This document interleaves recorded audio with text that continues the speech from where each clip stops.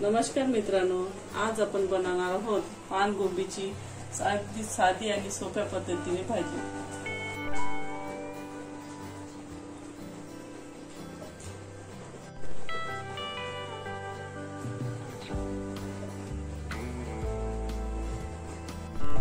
आज आपण पानकोबीची भाजी करणार आहोत। त्यासाठी मी सर्वप्रथम गॅसवर एक कढई ठेवलेली आहे गरम होण्यासाठी। याच्यातच आता आपण 2 चमच तेल घालून घेऊ।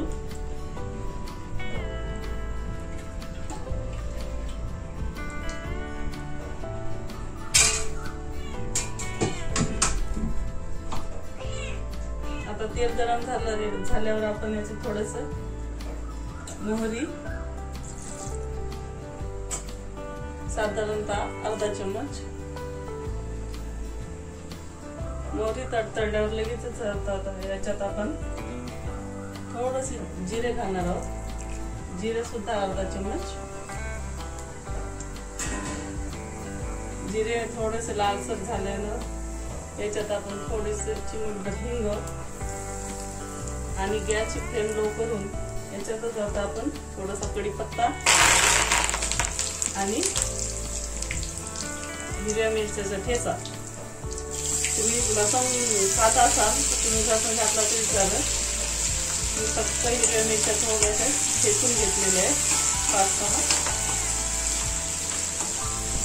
हिरव्या मिरच्या थोड्याशा परतल्यानं याच्यात आपण एक टोमॅटो घालणार आहोत।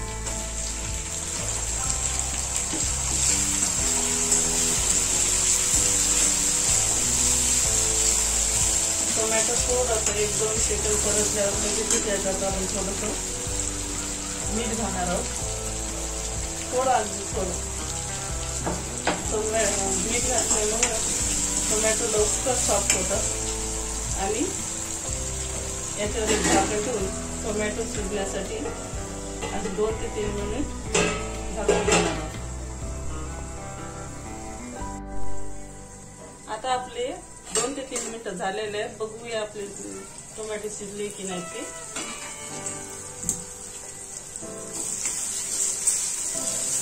टोमॅटो चांगले सॉफ्ट झालेले आहे। याच्यातच आपण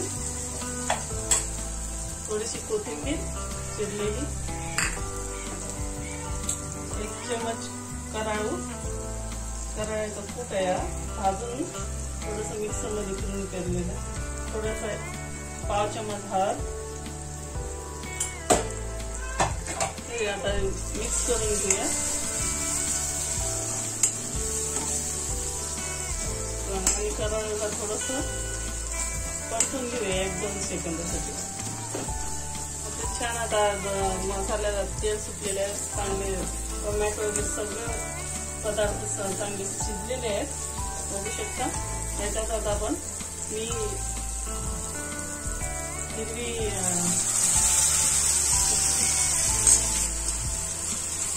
याच्यातच आता आपण मूग आणि थोडा 1 तास आधी भिजवून ठेवलेली होती, भिजवलेली मुगाची डाळ टाकलेली आहे अर्धी वाटी। आता थोडीशी परतून घेऊया, 1-2 मिनिट परतल्यानं नंतर आपण याच्यात बारीक चिरलेली पानकोबी घालणार आहोत। तर याच्यात आपण पानकोबी ऍड करून घेऊ आणि चांगली मिक्स करून घेऊया।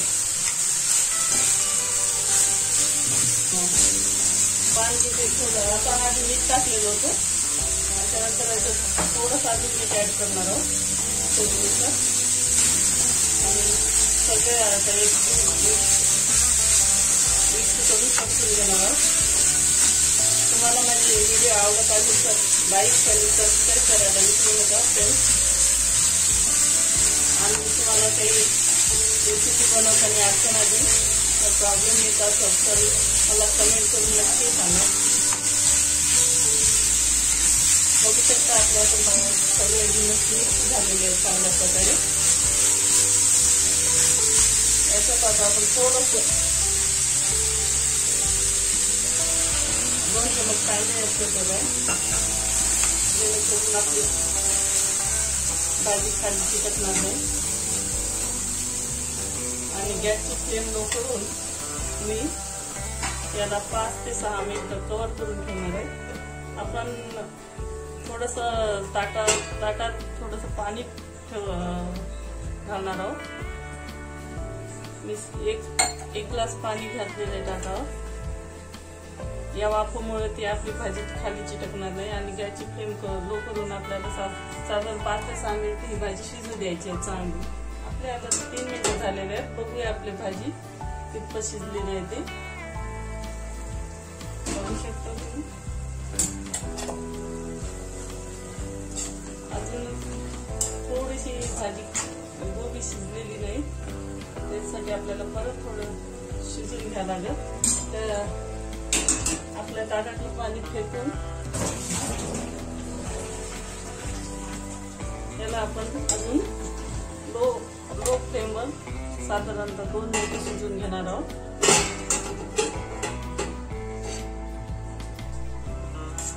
आपले अजून 2 मिनिटं झालेली आहेत.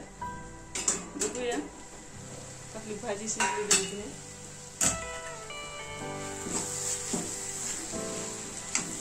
आता याच्यातलं पाणी सगळं सुकलेलं आहे. बघू शकता. थोडी गॅसची फ्लेम फुल करून 1 ते 2 मिनिट याला परतून 1 मिनिट परतून घेणार आहोत. बघू शकता आपली गोबी शिजलेली आहे आणि डाळ पण चांगली 50-60-70% शिजलेली आहे. अशी चांगली लागते. याच्यात जास्त शिजलेली डाळ पानगोबी चांगली लागत नाही. तुम्हाला आवडत असेल तर तुम्ही जास्त पण कुक करू शकता. आता ही भाजी आपली आता रेडी झालेली आहे. आता आपण गॅस बंद करून याला एका डिशमध्ये काढून घेणार आहोत. मी आपली बघू शिजलेली पानगोबीची भाजी एका डिशमध्ये काढून घेतलेली आहे. एकदम सोप्या पद्धतीने आणि पचण्यास एकदम हलकी अशी ही भाजी तुम्ही नक्की एकदा ट्राय करून बघा आणि कमेंट बॉक्समध्ये मला कशी झाली ते सुद्धा नक्की कळवा.